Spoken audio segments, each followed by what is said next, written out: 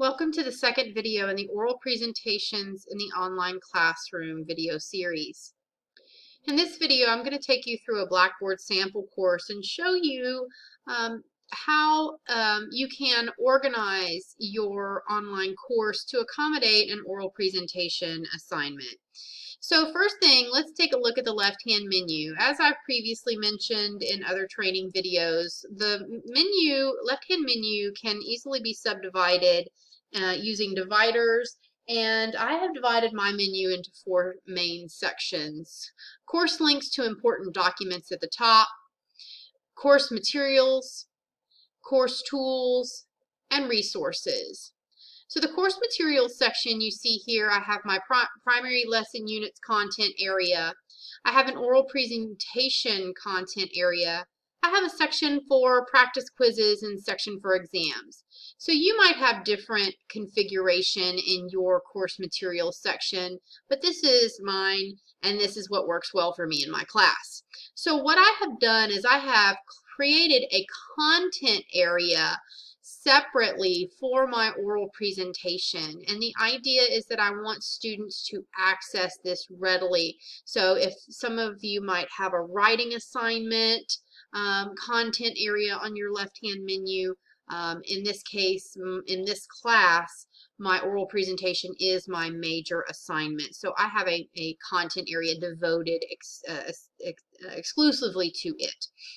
So whenever you come into this oral presentation section, you'll see that I have provided the students with some materials. Now, of course, what you provide to your students is going to differ on what you require for their oral presentation, but I can take you and show you what I have.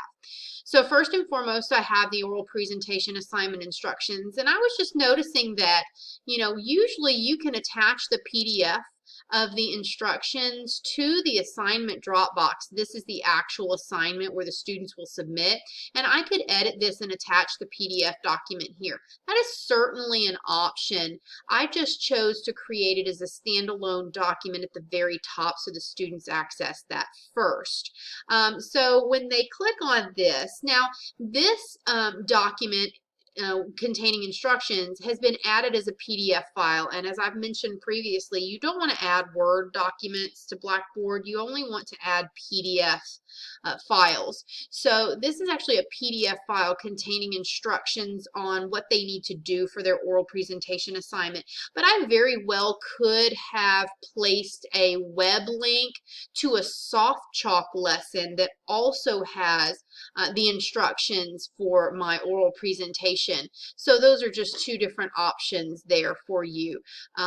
So PDF, soft chalk, you can attach either one of those to the assignment Dropbox, or they can be standalone, whatever makes sense for you here. I wanted my students to click on the instructions first and foremost, so that's what I put here. Now what you'll see here is actually a placeholder document that I have in this sample course for faculty to see. And this placeholder document is basically kind of a template for creating assignment instructions. And you can find this in the course building and maintenance section of the online faculty resource organization in Blackboard. And the idea is that it will give you some guideposts of what to put into your assignment documents, no matter what the assignment is. So you want to discuss the purpose of the assignment, and it may include some of these elements here, how it benefits, how, the learning objectives to show alignment between this assignment and the course learning objectives. Obviously the instructions, what are the overall summary of the overall task, what content, tools, technologies will the students need, the length of the assignment, and considerations like that. Grading criteria, so here you might have your grading rubric and other grading scales here, formatting information, and instructions on where to go and how to submit their assignment. So that's just a template, again, that you can use to kind of guide you along in your creation of the assignment instructions.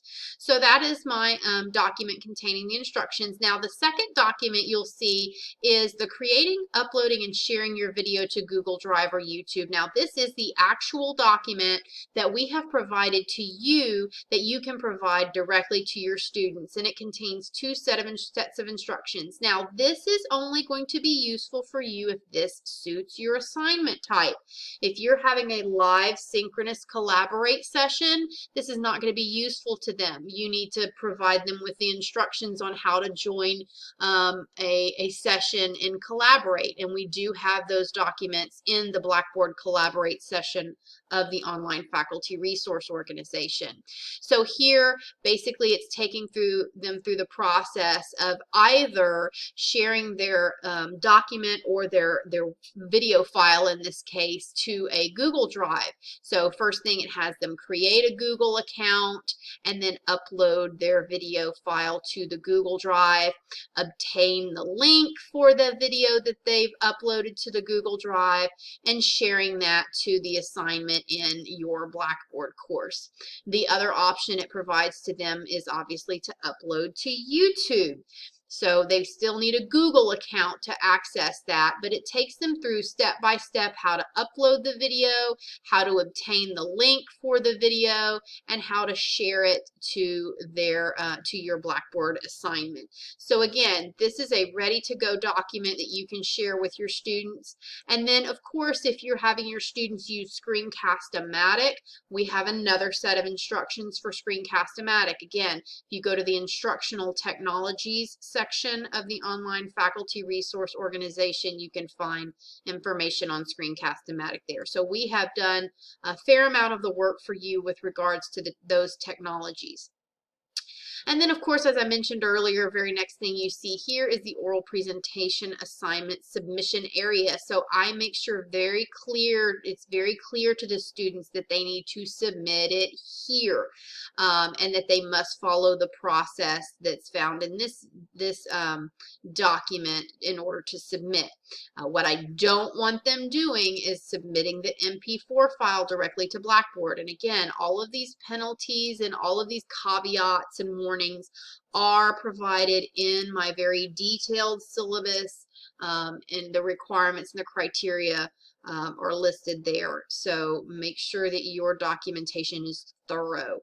And then I have the students submit a separate APA formatted reference page for the materials that they reference during their presentation. So they have to submit that here. So they, again, reference page, submission area, and it tells them exactly what they should be posting here. Okay, so now what I want to do is take you through the process of how a student would submit the assignment. And this is going to happen first by me turning on student preview. And then I'm going to come into the oral presentation content area. I also forgot to mention that I do also create a course link to this content area within my main lesson units area. So there's no excuse for the students not being able to find this information. So when they come into the Getting Started section and read this information, the very next folder underneath is the oral presentation, so they can move through sequentially through the course 1, 2, 3, 4, and so on. So they can move sequentially through here, but then I have it categorically on the left-hand menu as a categorically different area. So this provides them with one-click access, but this gets them where they really already are working through the materials in the course. So again, that's another best practice, to have that in 2 locations. Again, I'm not creating another folder here. I'm simply creating a course link, and this little icon here with the chain link indicates that this is a course link or a shortcut to this content area here. So you'll notice as soon as I click on oral presentation, it takes me over to the oral presentation content area and all of those materials here. So again, I'm giving multiple points of entry to this important section in my course. Okay, so the student is ready to submit their video. They have uploaded their video to YouTube and they have obtained the link to the video. What they need to do is come into the course, click on the submission area, and as soon as they do that, they will be taken to the submission area. So it will say the due date for the assignment, the points possible. If I have a rubric attached, they will be able to see that here. And then all they need to do is click on Write Submission and then paste their video link. So in this case, of course, it is a YouTube video link, and that is all the student needs to do to submit their video. So again, the instruction document I provided to them tells them step by step how to upload their video to YouTube. And then they can come and click into the assignment, paste the link, and then click submit. Now, as soon as they click submit, they can see here that the video link is there. They can verify that link by copying it and pasting it into a browser and opening the video to verify that it is there and it is playable and it is functional. And you need to encourage your students in your front end documents. Tell them after you submit your link to the Blackboard assignment, you must verify that that link is functional and that the video is functional when you click on the link. So make sure that that is communicated to the students. And don't forget, anytime a student submits an assignment to Blackboard, they obtain a submission receipt via email. And that notification sound that you just heard was me receiving my submission receipt. And it tells me my work was submitted to the course. It gives all of this information to the students, so they cannot say that they didn't know that it didn't submit. They know because it comes to their WCJC email. They should be checking this frequently. Okay, so that is what the student does to submit the link to a YouTube presentation. Now, obviously, this is going to be a very different procedure than what would happen if you had a collaborate synchronous session in your course. These are just for recordings that students make and share to the class if that's the format that you have. So I'm going to exit student preview, go back into the instructor view, and then I'm going to take you through where to go to grade. So again, just like grading any other Blackboard assignment, you come to the needs grading section. You will see that assignments listed in the items to grade. Click the drop down arrow to the right of the item name and choose grade all users. And again, as an instructor, all I need to do is highlight and copy that URL, paste it into the browser, and hit enter. Okay, the video will begin to play. Now, what you can do is you can drag your, if you have dual monitors, you can drag your the video to one monitor and then type in the submission area, into the feedback area in the other. If you don't have dual monitors, you can drag and drop and do a split screen. So you would grab this tab, drag it all the way to the far left, and it would snap to half of your screen. And then you grab the other one and drag it to the right, and it would snap to half of your screen. I can't do it here because I have 3 monitors and it won't let me do it on 3 monitors. But you can basically split your monitor in half and do a side by side. Now, obviously, as I mentioned in my previous video, you would probably have set up a grading rubric using the Blackboard rubrics tool that would make your grading life so much easier and improve the quality of feedback that your students receive. So you would be working through your rubric here. So that is how you would go about, accessing and grading student submissions that were submitted via a Google Drive link, a Screencast-O-Matic link, or a YouTube link. I'm not going to go into a lot of detail at this point about synchronous collaborate sessions.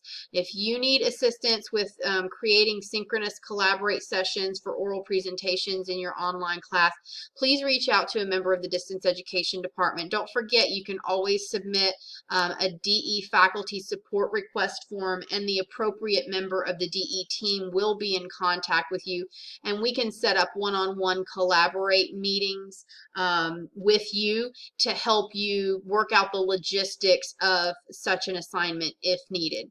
So that concludes our video on creating oral presentation assignments in the online environment.